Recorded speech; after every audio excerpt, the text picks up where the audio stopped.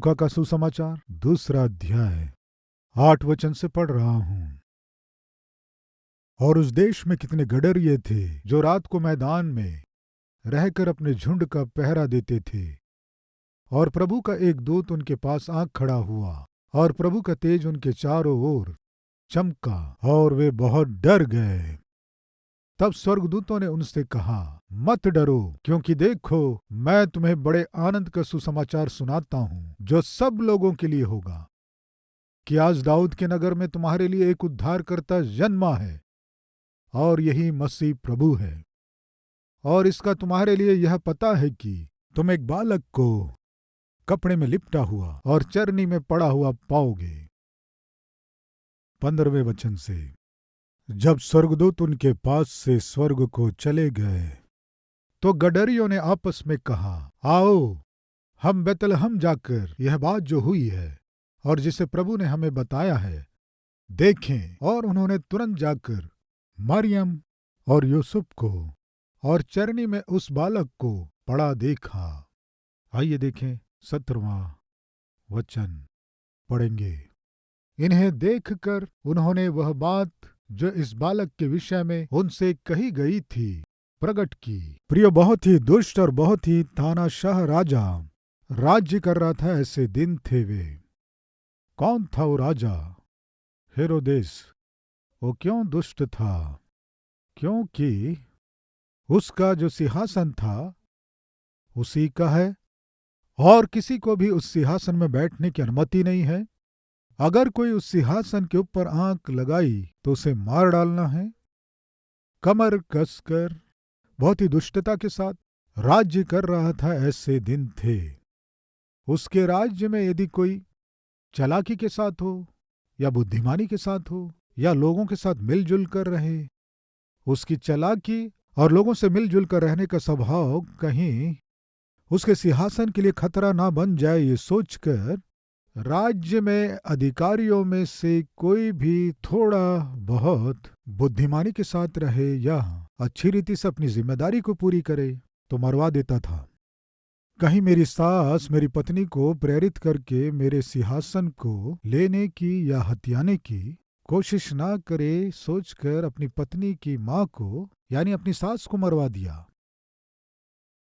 कहीं पत्नी का भाई कल के दिन अपनी बहन को प्रोत्साहित करके मेरे सिंहासन को छीनने की कोशिश ना करे, सोचकर पत्नी के भाई को मरवा दिया। कल के दिन अगर मेरे जीते जी मेरे पुत्र आकर मेरे सिंहासन को छीनने की कोशिश ना करें, सोचकर अपने पुत्रों को मरवा दिया। हेरोदेस बहुत ही दुष्ट था, बहुत ही दुष्टता के साथ राज्य कर रहा था। ऐसा समय था। और उसी समय न भूलें, हेरोदेस किसकी संतान है जानते हैं आप? अब्राहम की संतान है। ये क्या है? हेरोदेस अब्राहम की संतान कैसे? यस, अब्राहम से इसहाक, इसहाक से याकूब, एशाव, एशाव का दूसरा नाम यदोम है। यदोमी लोग एशाव से आए हैं। यदोमी लोग एशाव में से आए हैं, तो एशाव इसहाक से आया और इसहाक अब्राहम से आया है। कंफ्यूज ना हो। अब्राहम किसे जन्म दिया? इसहाक को जन्म दिया। इसहाक 2 पुत्रों को जन्म दिया। एक कौन है? एसाव। एसाव की संतान कौन है? यदोमी जो है एसाव की संतान है। हेरोदेस कौन है जानते हैं? यदोमी है। यानी कौन है? एसाव की संतान। यानी कौन है? इसहाक की संतान। यानी कौन है? अब्राहम की संतान। सुनिए प्रिय भाइयों और बहनों, अब्राहम इसहाक को जन्म दिया, इसहाक एसाव को और याकूब को जन्म दिया, और एसाव श्रापित जीवन को जिया, परमेश्वर का शत्रु बन के जिया, परमेश्वर के उद्देश्यों को न जानकर व्यभिचारी के रूप में जिया। उसके वंश से आए हुए ही यदोमी हैं। हेरोदेस के पिता का नाम एंटिपीटर। उसके पिता का नाम एंटिपीटर। कौन है ये एंटिपीटर कहने से? यदोमी है। यदोमी पिता के द्वारा ये हेरोदेस जन्मा। ध्यान से सुने, हेरोदेस एसाव से आया है, लेकिन यीशु मसीह याकूब से आया है। याकूब धोखेबाज है, लेकिन वो अपने जीवन में अपने किए गए धोखों को मानकर पश्चाताप किया। पिता, मैं धोखेबाज हूँ, फलस्वरूप तेरे आशीषों को खो दिया। इस तरह कब तक धोखे के साथ जीऊंगा? कब तक मैं अन्याय करूंगा? ये पापमय जीवन मुझे नहीं चाहिए, एक नया जीवन मुझे चाहिए। ये सोचकर याकूब अपने जीवन के एक संदर्भ में पश्चाताप किया। जब इस तरह पश्चाताप किया, परमेश्वर ने याकूब के रूप में जो एक धोखेबाज था उसे बदलकर, उसे सुधार कर, उसे एक नया नाम दिया। क्या है वो नाम? इस्राएल। ये नाम उसे दिया। याकूब के द्वारा दाऊद आया। दाऊद के वंश से जगत का उद्धारकर्ता प्रभु यीशु मसीह जन्मा। सुनिए, अब्राहम से ही एसाव, अब्राहम से ही याकूब, अब्राहम से एसाव, एसाव से हेरोदेस, अब्राहम से याकूब, याकूब से दाऊद, दाऊद से यीशु मसीह। एक ही पिता के पुत्र हैं। एक तो उद्धार करने इस जगत में आया यीशु मसीह के रूप में, उसी उद्धार देने आए यीशु मसीह को मारने के लिए कमर कसा दूसरा व्यक्ति हेरोदेस। अंतर क्या है? अंतर क्या है? किस लिए हेरोदेस जगत के उद्धारकर्ता को मारने वाले पापमय व्यक्ति के रूप में जिया, और उस ओर किस लिए प्रभु यीशु मसीह दाऊद के वंश से जन्म लेकर जगत को उद्धार देने के लिए अपनी जान दी? कारण क्या है? इस ओर याकूब जो धोखेबाज था, अपने जीवन को सुधारने के लिए अपने गलतियों को मानकर परमेश्वर को अपना जीवन सौंप दिया। फलस्वरूप जगत में उद्धारकर्ता को लाने वाला बना। पिताओं सुनिए, माताओं सुनिए, हम अच्छे नहीं हैं, कोई धर्मी नहीं, एक भी नहीं। हम सब भटके हुए हैं, हम सब गलतियां करने वाले हैं। हम सब किसी भी तरह, किसी भी विषय में परमेश्वर का तिरस्कार किए हैं। लेकिन याकूब अपने जीवन में अपनी गलती को समझकर, अपनी गलती को मानकर, ऐसा दिन भी है कि वो अपने आप को सुधार लिया। हर एक माता, हर एक पिता सुनिए, आज का दिन आपके जीवन को सुधारने के लिए परमेश्वर का दिया गया एक शुभ दिन है। क्या है वो? क्रिसमस। मसीह को उद्धारकर्ता ग्रहण करके मसीह के देने वाले अद्भुत जीवन को आप पा सको, ये अद्भुत अवसर है। याकूब अपने जीवन में वो जो पापमय कामों को करता हुआ आ रहा था, उन्हें छोड़ दिया। वो अपने जीवन में जो नीचमय कामों को करता आ रहा था, उन गंदे और बुरे कामों को फुल स्टॉप किया। यही परमेश्वर चाहता है। मुझको, आपको, हम सबको यदि आशीष पाना है, आपको, मुझको, हम सबको अपने बच्चों के लिए आशीषदायक बनना है, तो आप, मैं और हम, हमारे चारों ओर के समाज के लिए आशीषदायक बनना है, तो सबसे पहले हमारे जीवन में बदलाव आना है। उस बदलाव को याकूब ने चाहा, फलस्वरूप संसार में यीशु मसीह को लाने वाला बना। वही बदलाव एसाव भी चाहता तो अच्छा होता। एसाव नहीं चाहा, पाप में ही जिया, पाप में व्यक्ति के रूप में जिया, व्यभिचार में जिया, वैसे ही आगे बढ़ता गया। वो अपने बच्चों के लिए एक आदर्शमय जीवन नहीं जी सका, एक अच्छे पिता के रूप में जी नहीं सका। एदोमियों का पिता कहलाया। उसी यदोमी वंश में से, संतान में से एक दुष्ट व्यक्ति का जन्म हुआ। वो कौन है कहने से? हेरोदेस। हेरोदेस भी यहूदी है। हेरोदेस क्या किया जानते हैं? उसका पिता यहूदी है, इसलिए वो स्वयं यहूदी है, इसलिए यरूशलेम में परमेश्वर के लिए एक अद्भुत मंदिर का निर्माण किया। यरूशलेम में बहुत ही अद्भुत मंदिर को हेरोदेस ने फिर से निर्माण किया। उससे पहले सुलेमान ने निर्माण किया था। जब सुलेमान का मंदिर जला दिया गया, उसके बाद जरुब्बाबेल और यहोशू नाम के दो लोग, जिनके अगुवाई में, सहायता में वो मंदिर फिर से बनाया गया। उसके बाद शत्रु हमला करके उस मंदिर को गिरा दिए। उसके बाद प्रभु यीशु मसीह के जन्म से पहले 40 वर्ष यरूशलेम में मंदिर का निर्माण किसने कराया जानते हैं? हेरोदेस। यानी अर्थ क्या है? एक ओर हेरोदेस भक्त है, यहूदी है, यहोवा की व्यवस्था को जानने वाला है, यहोवा के नाम से मंदिर का निर्माण किया, मंदिर के लिए सहायता करता है। यहूदी के रूप में अब्राहम की संतान वो कहलाता है, और उसी समय यीशु मसीह को मारने की कोशिश करता है। आज ऐसे लोग नहीं है कहेंगे। एक और परमेश्वर के भवन में आते हैं और परमेश्वर के भवन के लिए, भवन के निर्माण के लिए, सेवा के लिए भेंट भी देते हैं। मैं मसीह हूं बताते फिरते हैं, मैं भक्त हूं कहते हैं, लेकिन यीशु मसीह को ग्रहण नहीं करते हैं।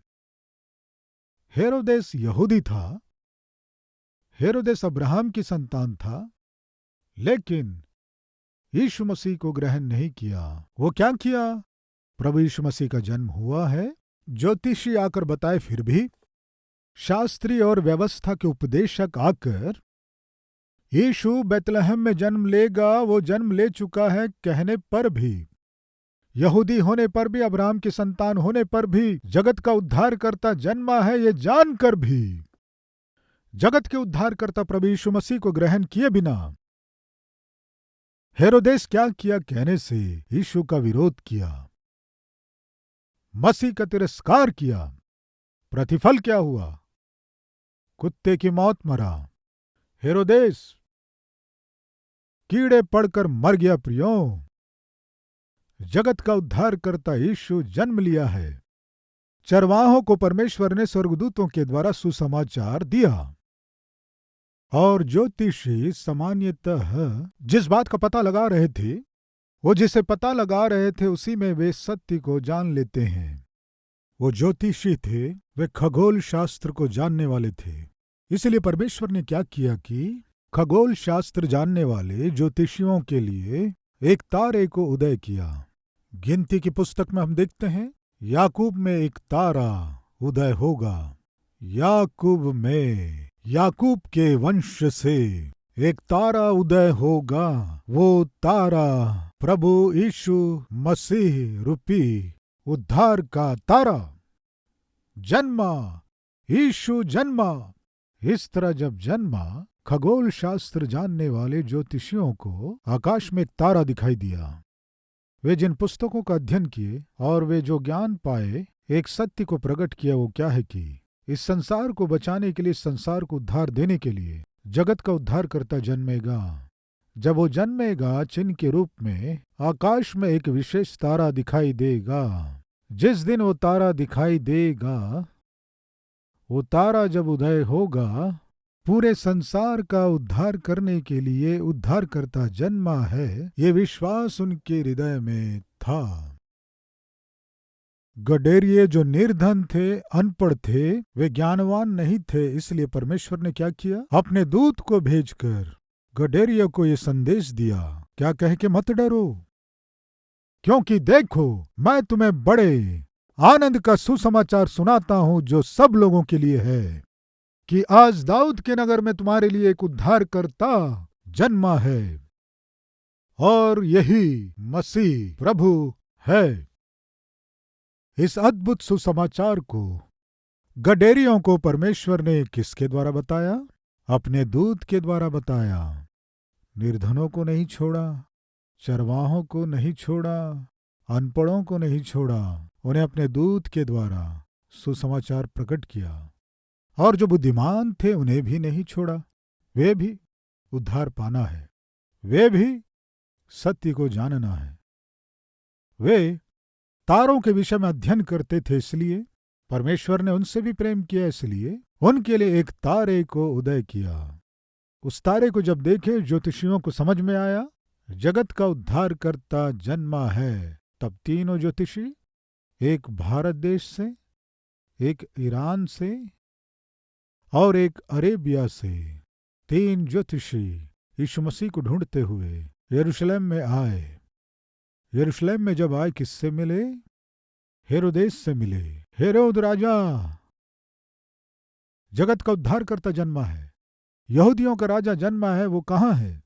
हम उसकी उपासना करने आए हैं। सामान्यतः अधिकारियों और राजाओं की कोई उपासना नहीं करता। किसकी उपासना करते हैं बताइए? परमेश्वर की उपासना करते हैं। वे ज्योतिषी क्या कह रहे हैं? हम यहूदियों के राजा की उपासना करने आए हैं। इसका ये अर्थ है कि वे विश्वास किए यीशु मसीह सच्चा परमेश्वर है। सारी सृष्टि का सृष्टिकर्ता परमेश्वर इस धरती में जन्म लिया है, वे विश्वास किए। अभी सावधानी से सुने। अभी यीशु मसीह का सुसमाचार शासन करने वाले हेरोदेस को किसने बताया? ज्योतिषियों ने। ज्योतिषी हेरोदेस के घर क्यों आए? परमेश्वर ने हेरोदेस से भी प्रेम किया।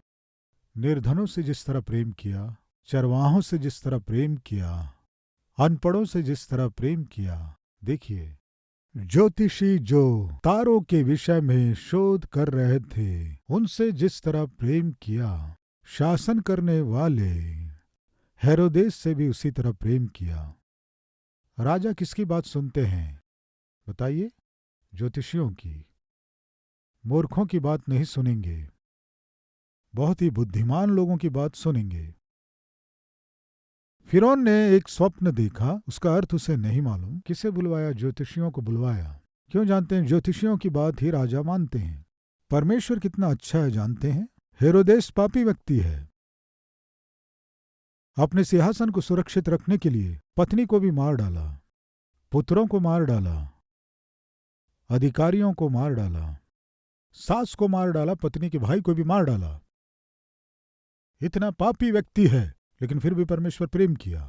प्रिय भाई और बहन, आज हमारे बीच कोई है क्या दुष्टता के साथ जीने वाले, अन्याय के साथ जीने वाले, अधर्म के साथ जीने वाले, अनैतिकता के साथ जीने वाले, हर प्रकार की गंदी आदतों के द्वारा अपने शरीर को नाश करने वाले, पत्नी के द्वारा ही घृणित किए जाने वाले, पति के द्वारा घृणा किए जाने वाले, बच्चे ही अंततः घृणा करने से बेशर्म होकर घूमने वाले, पीने वाले, मनमर्जी से जीने वाले हमारे बीच नहीं है कहेंगे?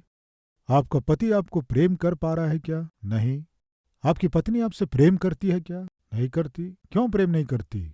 आप शराबी हैं इसलिए, घुमक्कड़ हैं इसलिए, दुष्ट हैं इसलिए, आप में दुष्टता है इसलिए, प्रेम करने का स्वभाव नहीं है इसलिए, आप केवल इतना जानते हैं पीना और घूमना, घर आकर पत्नी को पीटना, इसीलिए आपकी पत्नी आपसे प्रेम नहीं करती।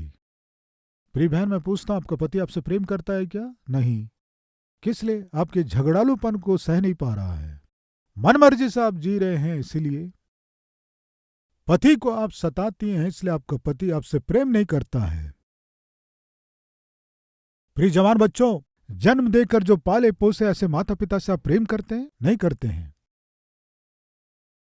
कठिन परिश्रम करके वे आपके लिए हर एक चीज लाकर देते हैं, ऐसे पिता का, ऐसी माँ का विरोध करते हैं, उनसे आप लड़ते और झगड़ते हैं, उनकी बात सुने बिना मनमर्जी से घूम रहे हो, प्यार मोहब्बत के चक्कर में पड़ रहे हो, पढ़ाई लिखाई को छोड़ दिए हो, भविष्य को नाश कर रहे हो। क्या हासिल किए? आज यदि हम सावधानी से जांचें तो आज पिता सही नहीं रहता है, माँ सही नहीं रहती है, पति सही नहीं रहता है, पत्नी सही नहीं रहती है, और बच्चे भी सही नहीं रहते हैं। ऐसे सही ना रहने वाले लोग मिलकर एक परिवार में रहेंगे तो क्या होगा बताइए? नरक। आज कितने लोग मानते हैं आपका घर तो है, लेकिन वो घर स्वर्ग के समान है या नरक के समान है? नरक के समान है। क्यों घर नरक के समान है? बिगड़ी हुई प्रणाली, प्रेम, अनुराग, अपनापन, आत्मिकता नहीं रही। क्यों आपके घर में प्रेम, अनुराग, अपनापन और आत्मिकता नहीं रही? कारण बताइए। शैतान घुस गया है आपके दिल में, आपके हृदय में शैतान, आपके घर में शैतान, वो घुस गया। इसीलिए आज आपके जीवन में शांति, आनंद नहीं रहा। हेरोदेस के जीवन में शैतान घुस गया, इसीलिए उसके मन में पद की लालसा बढ़ा दिया, पदवी की इतनी अधिक लालसा की। हेरोदेस को उद्धार देने के लिए जो जन्मा, पापियों का उद्धार करने जो जन्मा, यीशु को ही मार डालना, ऐसे पदवी के लालसा से हेरोदेस जलने लगा। फिर क्या हुआ? ज्योतिषी आकर हेरोदेस से भी कहे, जगत का उद्धार करता जन्मा है, यानी पापी मनुष्य को पवित्र करने वाला परमेश्वर जन्मा है। सुसमाचार, शुभ समाचार, परमेश्वर ने जो निर्धन थे उन गडेरियों को दूतों के द्वारा प्रकट किया।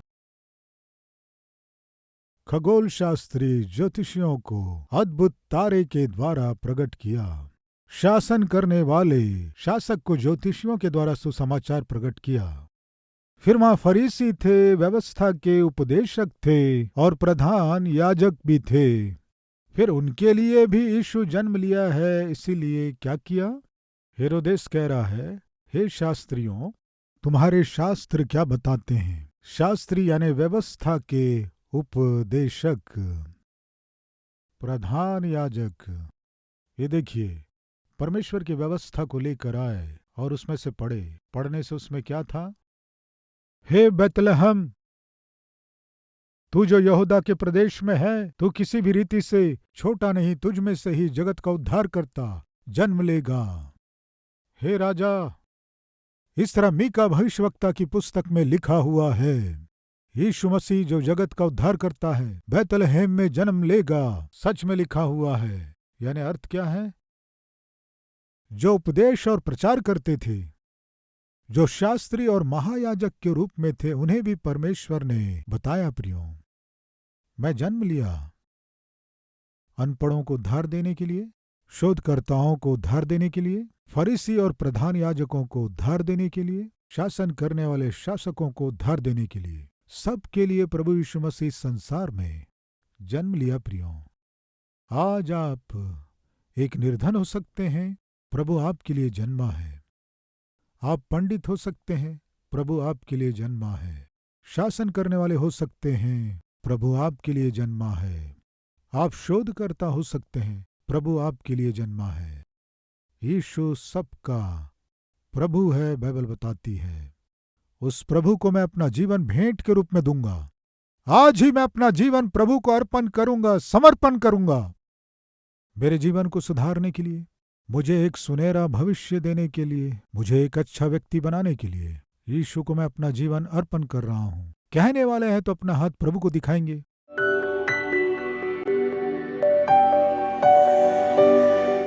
पवित्र परमेश्वर पिता, मुझसे जान से अधिक प्रेम किया, अपने जान को ही मेरे लिए दे दिया। मुझे क्षमा कर प्रभु, मेरे किए गए हर एक पाप को माफ कर पिता।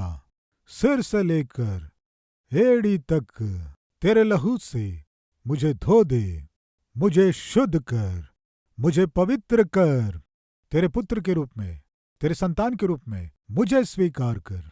अब से लेकर तू ही मेरा उद्धार करता है, तू ही मेरा उद्धार करता है। मैं इस धरती में तेरे संतान के रूप में जी सकूं, ऐसा सौभाग्य दे पिता। मेरा नाम जीवन की पुस्तक में लिख दे। यीशु मसीह के नाम से मांगते हैं पिता, आमीन।